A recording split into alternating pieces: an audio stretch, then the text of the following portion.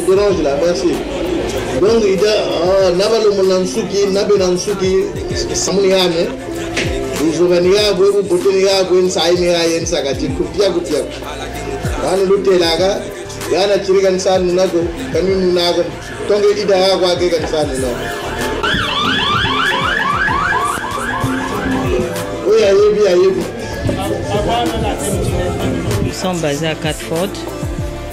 C'est au sud-est de Londres. Donc nous sommes pas loin de la gare Catford Bridge et Catford. Donc nous sommes au numéro 19, 5 minutes de la gare. Et nous sommes ouverts du lundi au samedi. Lundi au jeudi, c'est de 9h30 à 19h. Et vendredi et samedi, c'est de 9h à 21h. Et ça dépend du travail qu'on a. On peut déborder plus. Mais le dimanche, nous sommes fermés. Et il y a aussi le côté masculin ou juste féminin? Oui, on fait les deux. On a un coiffeur pour les hommes. On est à 3 les stylistes. Il y a une qui fait les styles caribéennes. Et puis j'ai ma styliste Tina qui est là, qui fait les tresses africaines. Et puis voilà. We do different types of hair and different hairstyles. Like what? We do braid, Cairo, just like you can see. We're doing the kids Cairo, and we do for men and ladies as well. No, we are not expensive at all, and it's affordable, and it's also yeah, the price is low as well.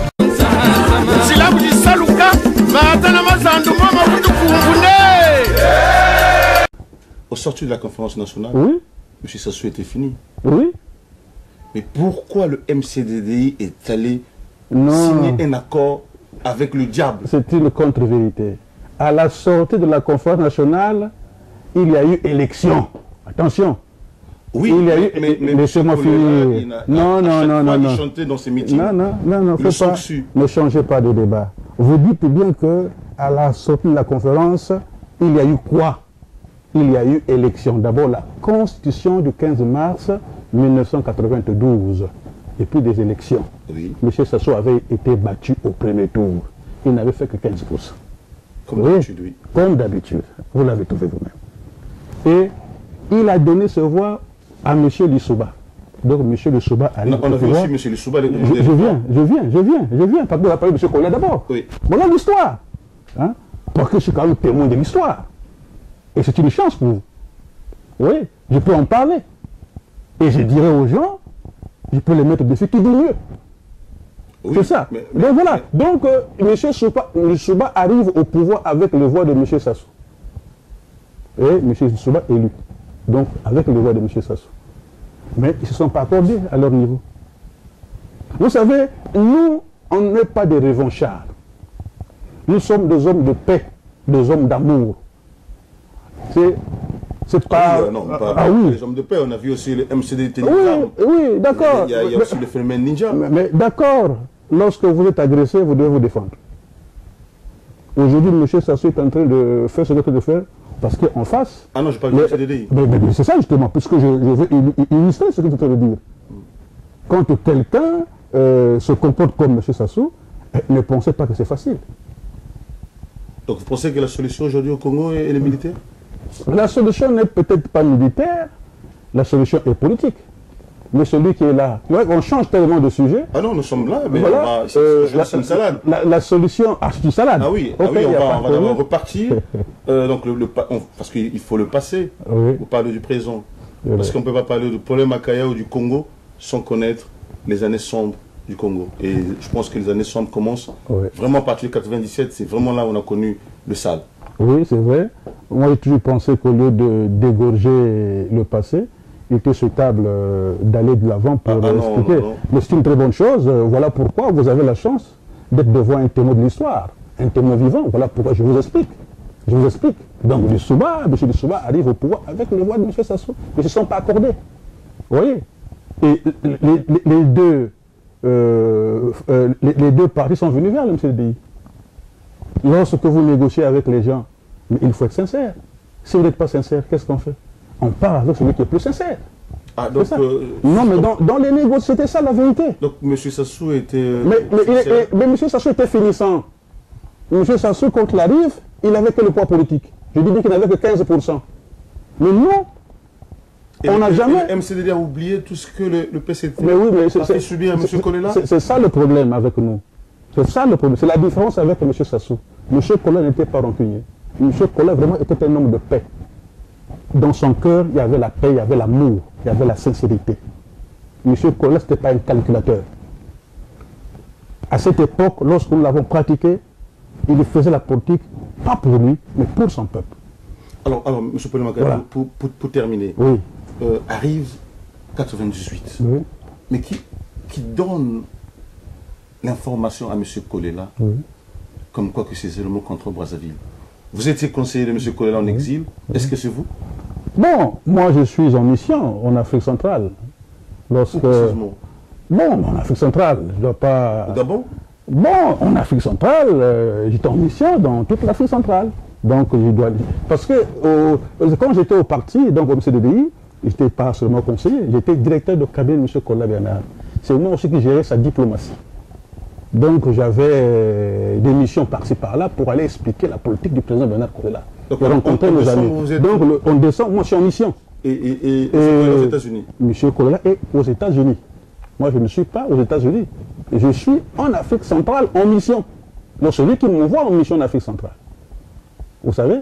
Et il s'est passé effectivement une manipulation. Ah donc les éléments de M. Kolela ne maîtrisaient pas Brazzaville? Non, mais la preuve est là. Est-ce que les éléments de M. Kolela maîtrisaient Brazzaville? La preuve est là. Si donc, les éléments maîtrisaient... Il y a eu faille. Bon, mais il y a eu faille de communication. Et mort d'homme. Mais bien sûr. Mort d'homme et M. Kolela... Vous pensez que si M. Sassou a décimé nos populations, a brûlé ces villages, c'est parce que M. Kolela avait fait cette déclaration? C'est une erreur d'appréciation politique. C'est des histoires. Vous avez oublié que les militants du MCDDI avaient été enterrés à Mindili, les têtes dehors, à l'époque qui était préfet. C'est Pangoma Enoch, à l'époque qui était directeur de police. C'est pas Mouhali, tous du pool, manipulés par M. Sassou. Arrêtons ces choses-là. Vous voyez, moi je pense que allons à l'essentiel, c'est pas M. Kolela. Ah, l'essentiel c'est aussi... Mais bien sûr, mais voilà pourquoi je vous dis, et c'est pas M. Kolela qui fait attaquer. C'est M. Sassou qui veut aller parce qu'il n'avait pas gagné la guerre, ni têté les Angolais. Donc il voulait les poursuivre dans leur forêt. C'est ce qui s'est passé. Mais M. Makaya, oui? Selon vous, oui, qui a donné cette information à M. Kolela? Bon, appelé oui, RFI. Le problème n'est pas RFI. Vous savez, M. Kolela, ce n'est pas n'importe qui. Donc c'est pas sa voix? Oui, mais c'est pas ce que je dis. C'est pas ce que je dis. Je ne dis pas que c'est pas sa voix. C'est pas sa voix. Vous savez ce qui se passe, je l'ai déjà dit, qu'il y a eu manipulation au niveau communicationnel. Voilà. Donc le président Kolela avait reçu une fausse information. C'est ça. Voilà. Et donc la guerre est partie de 98, presque en 2002. J'étais dit c'est une continuité 98. La guerre part de 97, de 97, oui. C'est mai 97, oui. Le 9 mai 97. Et ça c'était les causes indirectes. Et bien, la cause directe, c'est le 5 juin. Mais c'était un piège. Monsieur Sassou avait préparé son coup d'État. Monsieur Makaya... Pour preuve, quand ça a commencé, tout Langaï a été bourré d'armes. Mais aujourd'hui... Comment quelqu'un qui dormait paisiblement pouvait distribuer les armes comme ça? Aujourd'hui, votre message auprès des éléments du MCDD, ceux qui vous attendent, même si aujourd'hui, c'est vrai qu'on va arriver tout à l'heure avec l'UPC, donc Unis pour le Congo, mais en tant qu'un fils, oui, du MCDD, oui, votre message? Non, moi je ne suis plus membre du MCDD. Vous savez... Mais vous avez laissé au moins des amis là-bas. Le problème... Vous avez des amis? Non. Paulin Makaya a démissionné du MCDD. Ça veut dire que... Paulin, fermé. Non, il n'est plus membre. Lorsque tu démissionnes, tu n'es plus membre. Au moins le message... Le problème n'est pas celui-là. On ne peut pas hériter un appareil politique. On hérite les idéaux, les valeurs. Quelles sont les valeurs du MCDDI? C'est ça. Même M. Kola lui-même, membre de l'UDDA, n'a pas pris l'UDDA pour créer l'UDDA. Les valeurs aujourd'hui, c'est le développement intégral de l'homme. C'est ça. Parfait, Kola l'a répété dernièrement. Mettons l'homme au milieu. Si on vous donne mais c'est pas ça. Il faut récupérer ça. C'est pas ça. C'est pas ça. Mais c'est quoi le développement intégral? Mais voilà, mais vous parlez d'un fils spirituel de Bernard Kodela. C'est pas ça, monsieur Parfait. Il ne sait même pas ce qu'il raconte. Vous pensez, le meeting qu'il a tenu quand il parle de Rochero et Mandela, il les met ensemble, c'est ça le CDI? Écoutez, soyons sérieux. Soyons sérieux. Le développement intégral, c'est autre chose. Ça n'a rien à voir. Mettre l'homme sur entre milieu, vous savez dire quoi? Hein? Ça veut dire quoi? Dites-moi, ça veut dire quoi? Ça veut dire quoi? Vous savez, le président Kola d'abord n'était pas un gauchiste. Ce n'est pas un homme de gauche. Le président Kola était partisan du libéralisme social. Ce qu'on appelle aujourd'hui la social-démocratie. Et le président Kola avait compris que le problème que nous avons au Congo, c'était l'homme. L'homme qui était responsable. Et voilà pourquoi il pensait qu'il fallait équilibrer l'homme. Faire de l'homme un autre instrument. Un homme d'amour, un homme de réflexion. Tenir compte de toutes les potentialités de l'homme pour que l'homme sorte de ses difficultés. Voilà le combat du président Bernard Kola.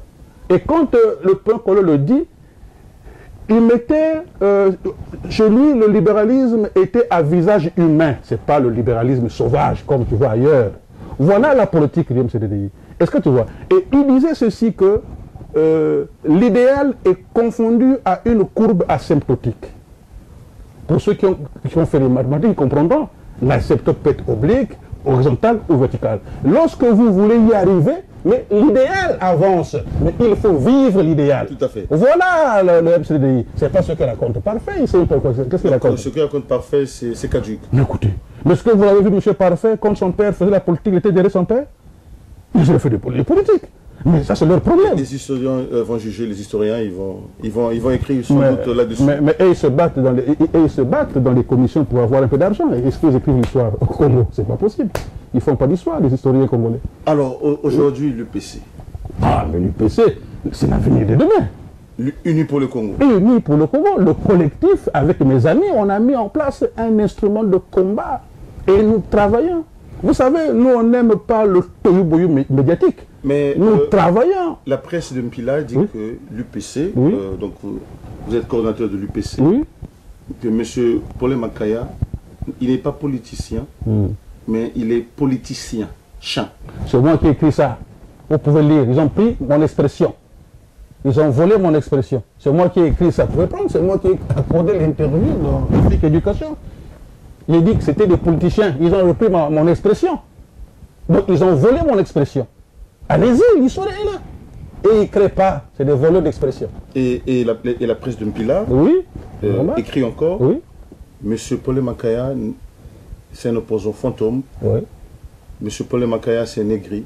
M. Paul Makaya n'a rien. M. Paul Makaya, il a envie juste de rentrer à Brazzaville. Mais écoutez, vous savez... Pour aller servir M. Sassou. Voilà ce que la presse de Mpila. Mais oui, d'accord. Ça, c'est des ragots. Il faut laisser mourir les ragots de leur proposant. C'est des conneries, ça. Vous savez, moi, je n'ai jamais fait de politique ailleurs. Je l'ai déjà dit, la politique, je l'ai faite avec le président Bernard Kola. Je n'ai jamais été ni à l'UGC, ni nulle part, ni au PCT. Donc, je suis un produit pur du combat de Bernard Kola. Parce que même le MCDI n'était qu'une conséquence de son combat. Si j'ai dit non à mon mentor, c'est Sassou qui va m'acheter. Mais M. Sassou, je l'ai pratiqué dans le cadre de l'alliance URDP apparenté.